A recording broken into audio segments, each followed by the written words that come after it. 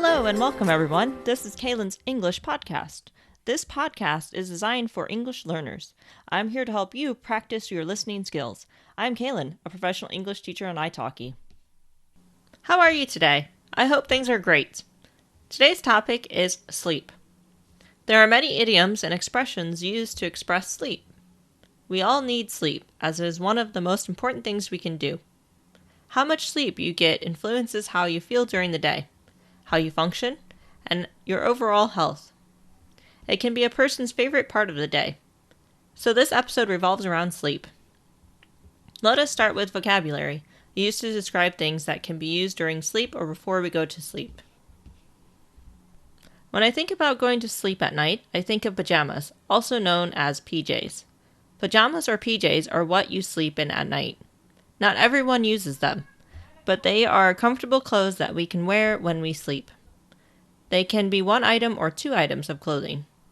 For some, it is a nightdress or nightgown, which is one item of clothing that typically covers the upper body and part or all of a person's legs. You can also wear a shirt with pants or shorts. Some people only wear shorts. Some people wear underwear.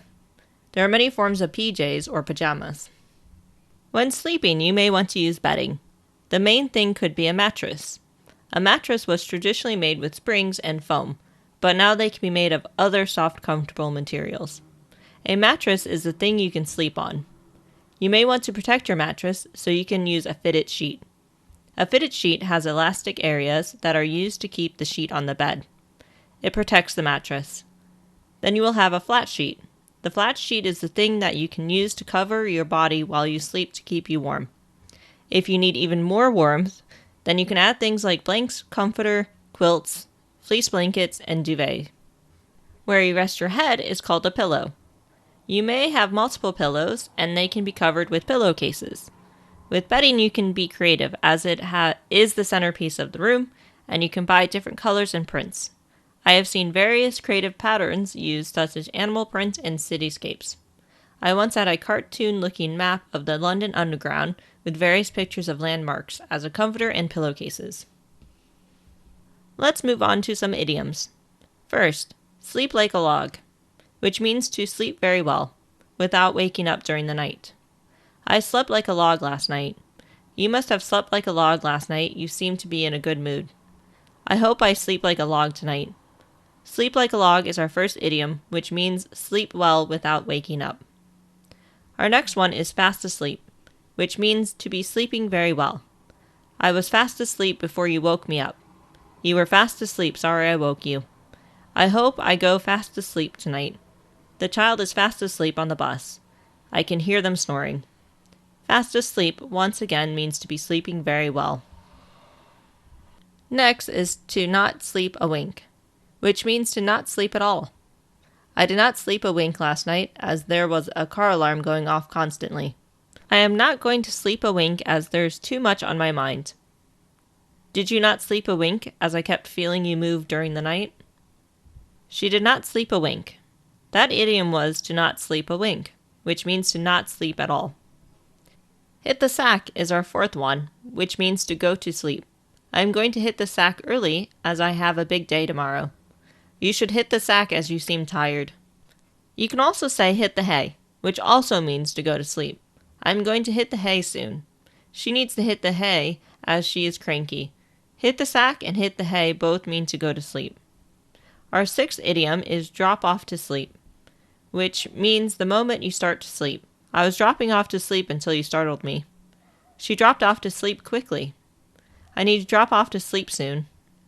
Drop off to sleep was our sixth idiom, which means the moment you start to sleep. Falling asleep is our next one that means to start to sleep. I am falling asleep while listening to this lecture. I wish I could fall asleep quickly. She needs to fall asleep. I hope you're not falling asleep during this podcast. Fall asleep once again means to start to sleep. Lie in is our next one, which means to sleep until a later time than usual, typically by choice.